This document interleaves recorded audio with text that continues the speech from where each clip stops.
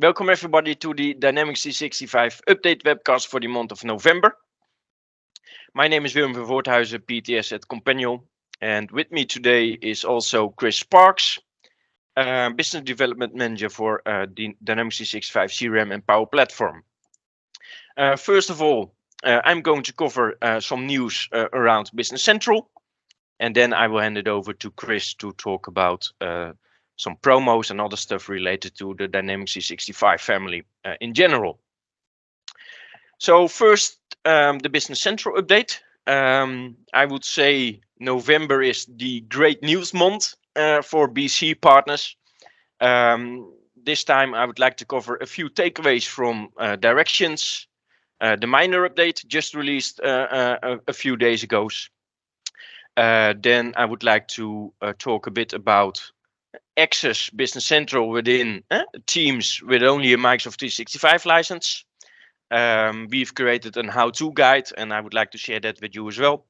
An update on the autosave as you work, and some updates around mixing essentials and premium licenses within the same BC tenant. First of all, the takeaways from Directions. Honestly, the impressions after the Directions event were different if you compare it to the earlier versions of Directions for the last years. And basically because of the fact that the overall feeling within the community, so not only from a Microsoft perspective, but also from the community in general, so us as partners, is that the journey to SaaS comes to an end. Microsoft a few years ago promised the full NAV experience in the cloud, and basically we more and more conclude and agree that they fulfill on that promise. Business Central now really becomes a mature product instead of in the earlier years where we as partners had a few doubts or complaints regarding Business Central, and especially Business Central SaaS, where we raised issues, questions, etc., where typically the reaction was from Microsoft, be patient, we are working on it. Overall, a positive spirit within the community for Business Central. Also, mentioned several times at Directions, I highlighted the hashtags for Business Central, MSDIN 365BC, which is the typical hashtag for BC. And we see more and more people using another hashtag with SMB because of the fact that Business Central is not the only product specifically targeting SMB. We also have Dynamics 365 sales and customer service, customer engagement for SMB. And of course, all on the Microsoft platform with Azure, Microsoft 365 integrations, Power Platform, etc. Next, what was a takeaway from Directions is the focus on scalability. I highlighted a slide of the Directions keynote of day 2, where they had this slide with doing more with less, managing scale in the cloud. 3 pillars: be data-driven, deliver efficiency with automation, and embrace continuous delivery and collaboration. And this, of course, is a slide from the Microsoft perspective. So if we're talking about be data-driven, of course, we have the Power BI telemetry app, which was highlighted at Directions as well, also in several breakout sessions.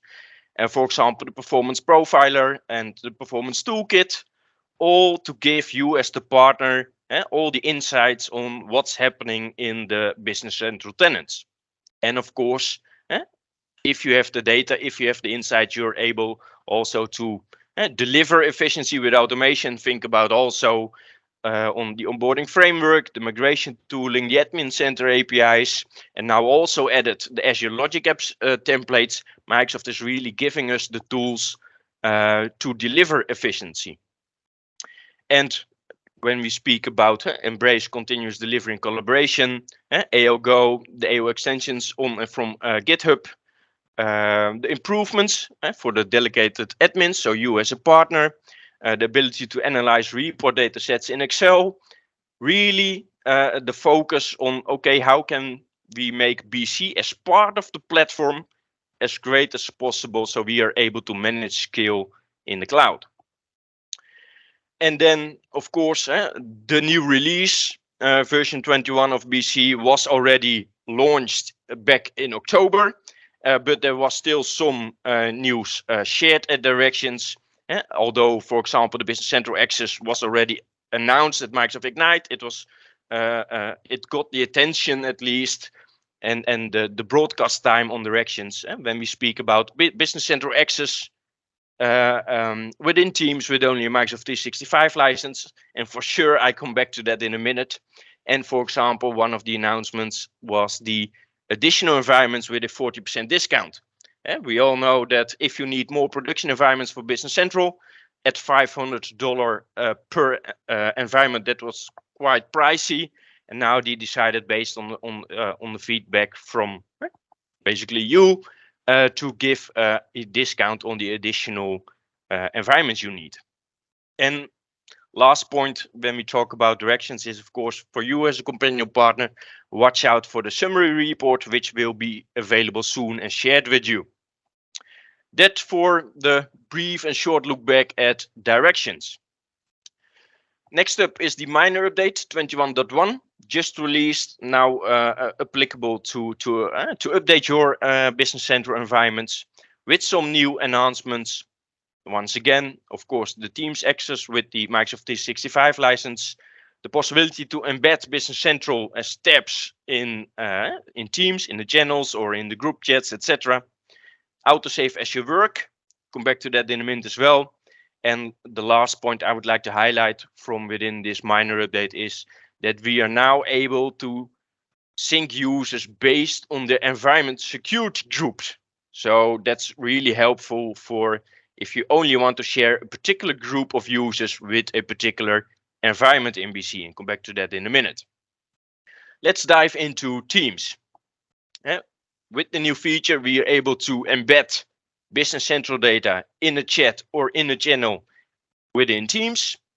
Good to know that it's only for Business Central SaaS. And the great news, of course, is that you don't need a BC license to read all this information from within Teams. To make use of this great possibilities, we have written a how-to guide, which will be shared with you, of course, also after this webinar. But I would like to go briefly to the guide to show you what you could expect from this how-to guide. So just a very simple how-to guide if you want to get started for your customers with those new possibilities. In this new how-to guide, I will cover why you should enable this access, what are the use rights, the limitations, the requirements, etc. How does it really work if a user without a BC license is going to access those data? And last, how to set it up for you as a partner so that your customers can really work with it. So why should you enable it? Of course, the story behind it is that you unlock master data from within BC across your organization, also with departments where people don't work regularly in BC, so they don't have a BC license. So you can really empower departments to collaborate together, increase the team performance, and of course, from a financial perspective, not all your employees do really need a BC license because they only need to consume some information. Use rights. How does it compare to the other licenses? Of course, we have the essential license and the premium licenses and the team member license. And with the team member license, you are able to write in some limited scenarios within the full UI, so really from the BC client. With the Microsoft 365 license, basically three important points. You can only read information, so not write. It's in a simplified UI, so only within Teams. As a simplified UI, if you compare it to the full BC experience, and once again, you're not able to access via any other client, just Microsoft Teams. So no Business Central web client access, no mobile apps access, the Outlook add-in will not work, etc. It's only within Microsoft Teams you're able to consume the Business Central data. Also good to know that access with the Microsoft 365 license doesn't restrict you which Business Central objects or object ranges can be accessed. And so you can also make use of it for not only the base application, but also for the customizations and add-on apps. So if you are an ISV or at least an app publisher, this functionality is also able for your solution as well. Speaking about the simplified UI, it's a reduced set of features and functions. So of course you're able to read, not create records, modify records, or delete records. You have a simplified version of the list view in Teams, not the advanced filter pane possibilities, for example. No fact boxes. You don't have the action bar with all the actions within it. You don't have any access to that as well. You're not able to personalize, etc. So it's really focusing on consume data in a simplified UI. And for a comparison, I made an overview. On the left, from within Teams, on the left side, you see Mike Bocardona, a user with a Business Central license. So he will see the full BC experience, just like he will do in a web client, also in Teams. So with the action bar, with the possibility to open up the fact box, etc. And on the right, you see a user with only a Microsoft 365 license. So no action bar, only read access. So a simplified UI with less functionality. Of course, there are some requirements to make use of this. And the first of all, like I mentioned before, it's SaaS only. And it's possible from version 21.1 onwards, so from the last minor update. And also good to know, it needs to be via a supported Teams client, so the latest version of the Teams desktop client, for example. Only for internal users, so the users need to be in the same AAD, so no guest user access. Only for the selected Microsoft 365 plans you see on the right in the picture.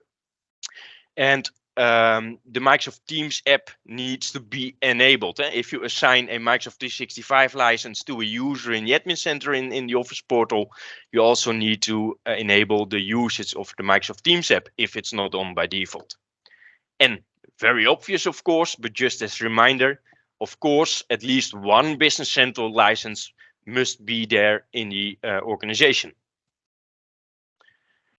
When you met those requirements, etc., how does the flow work for a user to access the Business Central data within Teams? I've summarized the steps which those users will go through.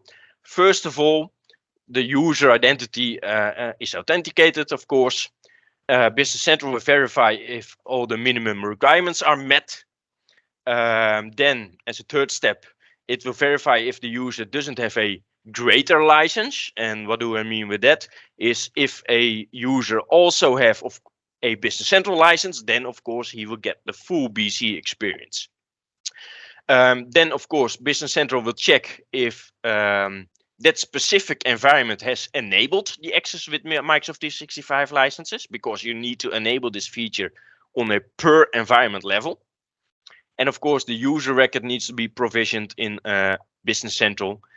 And the Business Central security model, so with the permission sets, etc., will be applied. And if all those steps will succeed, the user is able to view the Business Central data in Teams in a simplified UI. And with that, the user account is now also registered in Business Central and can be managed just like a typical Business Central license. So that's basically the user access flow. Now, the third step of the how-to guide is, okay, we would like to have this, how to set it up.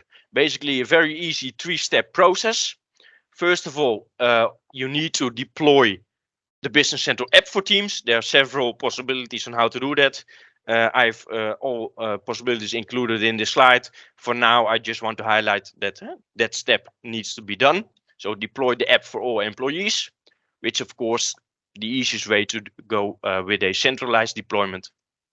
The next step is that you need to configure permissions, because you want to restrict access to the data where the Microsoft 365 users will have access to, so you need to assign the right permission sets.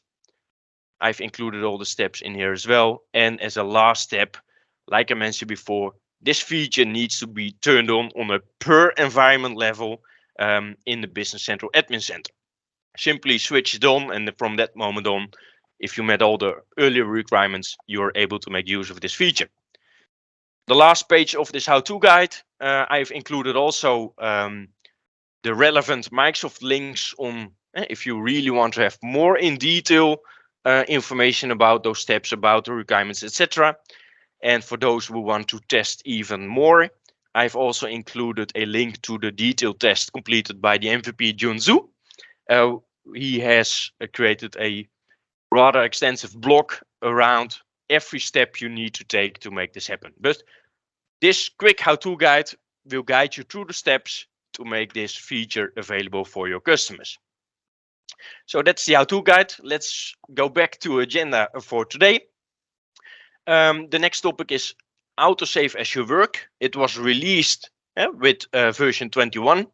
A lot of complaints from within the community because with those changes on autosave as you work, the behavior has changed that a field change is now saved to the database when you leave the field. So formerly you were able to edit 3 fields, for example, then close the customer or vendor card or whatever, and then those changes would be saved to the database. Now, if you make 5 changes on the vendor card, for example, after every field you leave, that save will be changed to the database directly.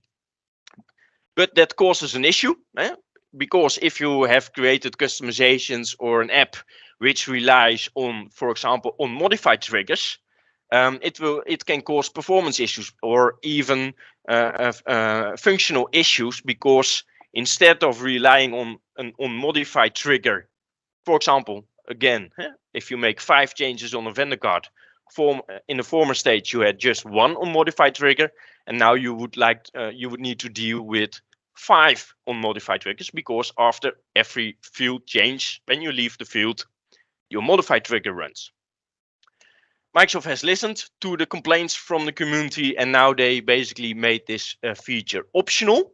So with the latest minor release, you're able to toggle this feature on or off. Good to know that it will still be on by default for new environments, but all the environments on the old version upgraded to the new version, there the feature will be off by default. And Microsoft also promised to share more and more best practices on how to operate and deal with the unmodified trigger concerns. That's about the autosave as you work feature. Then the last topic I would like to cover in this BC update is about mixing essential and premium licenses within the same tenant. In the past, it wasn't allowed, explicitly stated also in the license guide. Since the license guide of July this year, that's gone. So from that moment on, you were already technically able to both use essential and premium licenses within the same tenant, which means in the same AAD tenant, you are able to have both type of licenses, but of course on a per environment level, it needs to be either essential or either premium. Then up until November 1st, we had to deal with the fact that the Microsoft customer agreement didn't allow it still. So in the Microsoft customer agreement, up until 1st of November, it was explicitly forbidden to mix those licenses. Now the Microsoft customer agreement has been updated per November 1st, and that part has gone from the Microsoft customer agreement as well. So now you are technically able to use both type of license, and it's also now legal compliant. And also, like I mentioned before, with the minor update of 21.1, you are now able to sync users based on the security groups per environment, because maybe you're familiar with the fact that in Business Central, on the user list, you're able to update or synchronize the information from the admin center to Business Central. So update your user information from Microsoft 365 to Business Central. But that was not possible if you had users with an essential license and users with a premium licenses, because you were not able to synchronize both types in the same environment. Now it's really easy. If you run that feature in a 21.1 version of BC, you can simply choose which security group you want to synchronize with this particular environment. So select only the essential users or only the premium users. So some great enhancements over there as well. And that was it for the BC update. And now I would like to hand it over to Chris. Thanks, William. Appreciate that. Just to check, hopefully everybody can see my screen in there. Sharing away nicely. So Power Platform and Dataverse, there's been quite a lot of things happening. It was towards the time frame just before last month's call, and Microsoft Ignite was happening. So we're going to cover off some of those things today. There's also a new Power Apps promo that's in market. It's worth mentioning. I'll also recap the one that I talked about last month for those that are unaware. I think if you're going to talk about promos, you might as well let people know both of those that are there. And if I just get the slide to advance, there we go. So this is the one that was announced in the Microsoft Ignite timeframe. It was a 25% off offer on Power Apps per user. Obviously, that's the headline. So it's a $5 saving off list. If you look at the US dollar equivalent, in GBP, it's £3.77. It goes from £15.10 to £11.33. It's a €4.22 saving. It goes from £16.90 down to £12.68 per user per month. In kind of local currency. There's a link at the bottom of this slide, which we'll distribute after, that you can get to. I think the details that you probably need to know about this: it's for new customers only, and it's only for per user licenses. It's a discount of 25% off the first year. So it's not an ongoing promotion. It's one-off subscription for the first year, and it's available until the end of Microsoft Q3. It means it runs until March the 31st, 2023. So it's not slated to be available for the final quarter. Maybe something will replace it there. Just need to wait and see on that front. Last month, I talked about the CSP customer promo. This is for the monthly per user SKU, so only on the monthly commitment. That has 16.67% discount off, available through CSP and NCE. Obviously, that promo before also available through the same channels there. But again, it was for net new customer tenants. This one was available until the end of the financial year, which is when the promo SKU expired. So those are the two promos that are in market. The other piece I was going to talk to you about before I drill into the Ignite stuff in detail was around Power Pages. Power Pages was announced as to go GA, global availability, Ignite. It's been available in preview for quite a while, and I think if you're familiar with Power Pages, you'll kind of know the history of it. And this is the history of it right there in front of you. It's probably the product that's been renamed the most in recent history at Microsoft. So Microsoft acquired ADX Studio in 2015 and quickly branded it up as Dynamics 365 Portals. The licensing model back then was per portal per month. If you had 10 Dynamics 365 enterprise licenses, user subscription licenses, USLs there, you were granted one free portal, and you then had an additional cost per portal on top of that. Microsoft changed the licensing model in 2019 when they rebranded this as Power Apps Portals. They changed the license model away from one free portal and an additional cost per portal, and they said you could have as many portals as you liked, as long as you had 1 gigabyte of Dataverse capacity, or common data service storage as it was back then, available to create that in. All of the Dynamics 365 user subscription licenses, all of the Power Apps per user user subscription licenses covered the access costs. Obviously, if you would in the Power Apps per app route, you needed a per app license per portal. And what they also brought in then were additional costs for authenticated and unauthenticated users.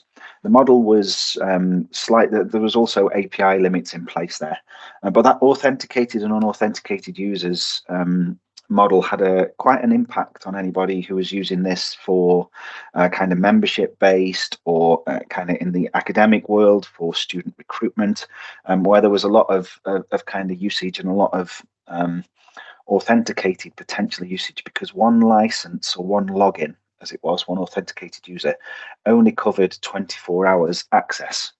Unlimited access in Microsoft terms, always interesting, but it only covered it for 24 hours. So if you had one user logging in on every single day of the week, let's say Monday, Tuesday, Wednesday, Thursday, Friday, for 4 weeks a month, that was counted as 20 logins.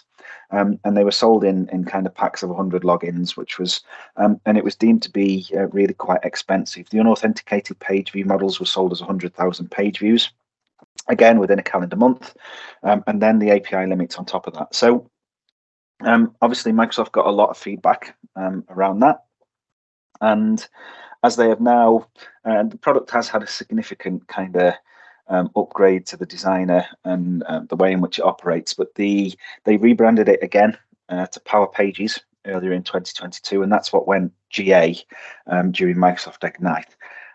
With that came the announcement of the new licensing and pricing model for Power Pages, and that was on a prepaid capacity-based or a pay-as-you-go model through Microsoft Azure. And they also brought in these additional costs for authenticated or anonymous users, so not unauthenticated. There's a change in the terminology there. It's kind of one and the same thing, so don't be kind of confused by that. But so in the new model, one thing that stays the same is that all licensed users can still access Power Pages. So Dynamics 365 users with a user subscription license or Power Apps per user licenses, they can all access Power Pages in the same way that they could before. The change to the authenticated anonymous user model, it's now done per user rather than per login for authenticated users, and that user is granted access for 1 calendar month. So at least in this new model, you can say, okay, we know the number of users we have, and we're going to license this now on a monthly basis, rather than hoping or only half of the users might log in and trying to randomly work that out. The other thing here, though, that is worth noting now, individual user access is granted at website level. So if a user needs access to multiple websites, that authenticated login is required per website across kind of different environments also. So both of these are available, prepaid capacity-based model or pay-as-you-go model through the Azure subscription. And here are the costs. Now, and there's for an authenticated, so I've gone auth and anonymous anon. Authenticated user available in packs of 100, anonymous in packs of 500. So you've got the subscription model for predictable costs, and then you've got the pay-as-you-go model for flexible costs. Now, any pay-as-you-go user here, I think, brings risk. So if you look at the pay-as-you-go plan there, the 30 cents per anonymous user per website, that brings risk around DDoS, denial of service type attacks or similar from a billing perspective. It's billed through Azure. An anonymous user is, if you think about what that is and how it's measured by browser cookies, basically. So if you've got somebody using multiple browsers on the same machine to access the same website, I've got Chrome, I've got Firefox, I've got Edge all installed. If I was to access the same website through each of those browsers, I'd be counted as 3 users from an anonymous perspective. Then if you think about different machines, I have a desktop, I have a laptop, I've also got my phone. How does it work with kind of access from multiple different devices? All of this can build up an anonymous user base quite quickly. So for me, the pay-as-you-go model for anonymous users does come with some risk, because you can't ever manage what might happen with regards to accessing your website. The same really for anonymous users, and unaware yet of what had happened if the anonymous users were overreach, whether it had just returned error, page unavailable or similar, still not sure. Haven't looked at the technical details, haven't been able to find out the answers to that yet. I'll keep digging on that. Authenticated users can easily be monitored. because it's mapped back to the Dataverse environment, and you can map an authenticated user to a contact ID, and that's how it'll kind of work for authenticated users. So I think this model works really well if you're looking to kind of share data or grant access to external customers, suppliers, to Dataverse data through Power Pages, and you can absolutely say who they are and authenticate them. So the packs are assigned at the environment level on the subscription model, and also the anonymous users. So anonymous and authenticated users, it's all assigned at the environment level. There are tiered packs available. So if you wanted to buy 100 packs of authenticated users, it drops from $200 to $75. There's another tier of $50 at 1,000 users. The same for unauth, but as explained there, you know, the 20 packs for $37.50 or 200 packs for $25. Whilst it lowers the cost, it still might not cover all of the usage scenarios. Things that aren't counted, bots, crawlers, errors, login pages, they're not counted. So, nor if it's in private or incognito, because there's no way you can store the browser cookie there, so that can't be counted. If somebody browses anonymously, then logs in the same day, that doesn't count also, is my understanding of it from what I've read. And I think the key here is that you could set up basically an authenticated website with a login page. That login page is free to browse because it's designed to log in. It's not counted as a page for an anonymous user, and then you can authenticate users through to data access. So a couple of other things and a couple of other points that I think you should note here. In the subscription plans, you get data and file storage, which is accrued at the tenant level, authenticated users per website capacity pack subscription plan. It says plan in there, so I'm not sure how cumulative this is yet. They receive 2 GB database capacity and 16 gig of file capacity. Anonymous users get half a gig of database capacity and 4 gig of file capacity. Pay-as-you-go gets 1 gig data, 1 gig file per environment, and any overage then is also billed through the Azure subscription at the standard user rates. When I talked about, you know, it's a per website. If you've got 3 websites, I think the other thing that really stuck out for me is that the minimum users per environment you can allocate is 25. So if you've got 3 websites, you need 75 users out of your initial pack of 100, because the most you can allocate to each one is 25 in those blocks. So that's also worth bearing in mind. From a licensing transition perspective, if anybody's got customers running on the existing model, the old model will continue to be available until the end of April 2023. So again, Microsoft Q3 or calendar Q1 next year. Only the new model will be able to purchase after that. And the licensing states that customers will need to transition upon expiration of their Power Apps portal subscription term. So if you sign somebody up in March next year on a 3-year NCE term, you could stretch out the old model of licensing for that duration, at which point customers would need to renew. But I think most customers will really appreciate the new subscription plan, the new authenticated users per website model. And I think that will be something that they, you know, will companies and customers running already Power Portals will want to adopt sooner rather than later. So that was the promo. That was the Power Pages GA. It was more of a licensing announcement, Ignite. The other things that we saw at Microsoft Ignite with regards to Power Platform, things that stood out for me and that I thought would be worth sharing today. Managed environments, tenant-wide analytics, co-authoring in Power Apps. That's really interesting, really powerful. And then something known as Power Automate Description to Cloudflow. There were more, and you're very welcome to go off and read kind of the blog posts on this to learn more in depth. But the managed environments one for me, this is about governance at a customer level. So I'm not quite sure how relevant this is to you as partners if you're providing Power Apps and Power Platform services into customers. It's certainly relevant for your internal IT departments around governance, and it's certainly relevant for internal IT departments within customers, and especially the larger the customer, the more relevance this has around governance and at customer level. I think the example that you're seeing here, anybody can create a Canvas app. You know, Microsoft don't kind of restrict that sort of thing. So it's here. It's basically saying once the Canvas app is shared with 20 people, don't allow it to be shared anymore. Just to give kind of IT an insight into this is a valid Canvas app. We might want to talk to the maker. We might want to think about rolling this out more securely, maybe via a model-driven app or similar. And then also the digest on kind of the right-hand side there around the number of active apps, the number of active flows, and any kind of when it was last run, which environment, all of those cross-tenant analytics. And there's a button on there that says see all analytics. And I think this is really powerful piece here around tenant-wide analytics for Power Platform. So you can see kind of across the top there, you've got usage, top apps, unique users. If you switch to the makers tab, you can actually see who the most active makers are, which the most active apps are, a list of all the apps, their owners, whether or not they've been shared. Excuse me. You can see the inventory, so a full list of all apps. You can see which are inactive. So if you've got apps that haven't been used for 12 months internally in an environment, then you're going to be able to flag that by way of filters. Again, from a Power Automate perspective, you can monitor flows, success and failure rates. You can see a month's worth of insights at any one time here, basically the Power Platform Admin Center.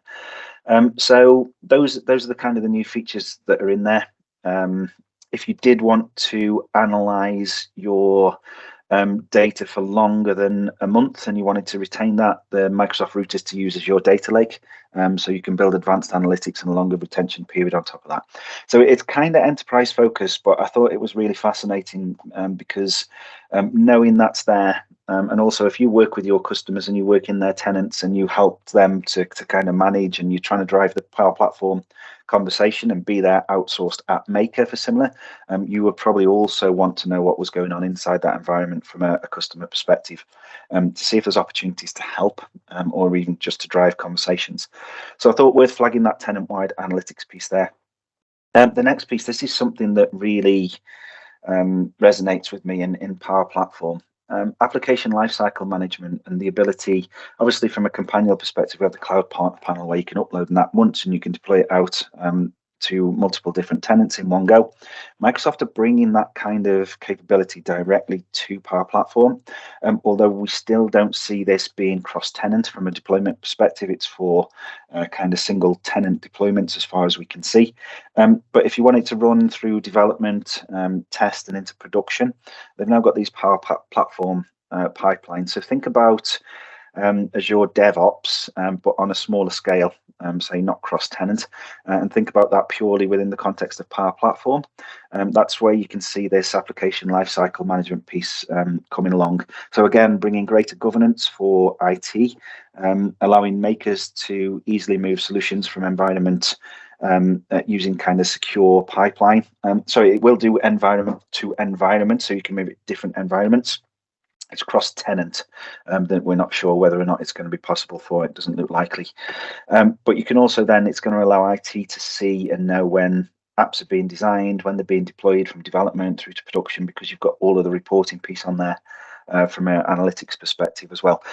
So I thought that was worth mentioning. This piece was also very interesting, kind of cross-tenant data sharing. It sounds really exciting, I'm sure. Cross-tenant data sharing, great. So what does that mean? Basically, it means that users can share data sets with external organizations. So if you have a data set within your tenant that you would like somebody else to be able to access and build maybe composite models on top of that shared data set, using their own internal data to supplement what you're providing, then you can actually do that through cross-tenant data sharing. I think then you can actually build and share reports based on that model. So from a Power BI perspective, this brings kind of cross-organization, cross-company data collaboration through data set sharing. The power of that in kind of the supply chain should probably not be underestimated when you think about the amount of disparate systems that live together without the ability to bring reporting and analytics on top. That's something that I thought also worth mentioning there.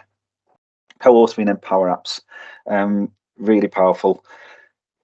Just like Office 365, Microsoft 365, should call it its right name nowadays on the web. If you go into an Excel spreadsheet using the rich client, using the web browser, it will let you know who is where and who is doing what, who's present in the app, what they're working on, changes that are being made in real time. You'll be able to see them. So, you know, the ability to add comments like you would in a shared Word document if you've got kind of the need to do communications, that's all rolling out now for the modern app designer. So kind of divide and conquer to get to a completed model-driven app much faster than you ever could before. Just like co-authoring inside of Microsoft 365, that's available now in the Power Apps modern app designer. Final piece, and this is kind of probably one of the signs of things to come as well. It was titled Power Automate Description to Cloud Flow, which was really snappy. I just think of it as natural language in Power Automate. That's an easier way for me to understand this. But basically, users can start to build Power Automate flows using natural language. It's not spoken, it's typed. So you see in there, you know, describe your flow in everyday words, and you type that in. It's in preview this right now. But if you say, right, I want this flow to happen when this action occurs, and off the back of it, I want to do A, B, C. It will basically, in theory, it will say, okay, this is what I think you want to do. And again, I haven't had a chance to test this out yet, but it says, right, here's the action and here's the steps that you're going to do. It won't go and configure those steps for you, but it will put those things in there. So create a new SharePoint item, upload a file to Teams. You can use that sort of language to let the Power Automate generate the steps in the Cloudflow.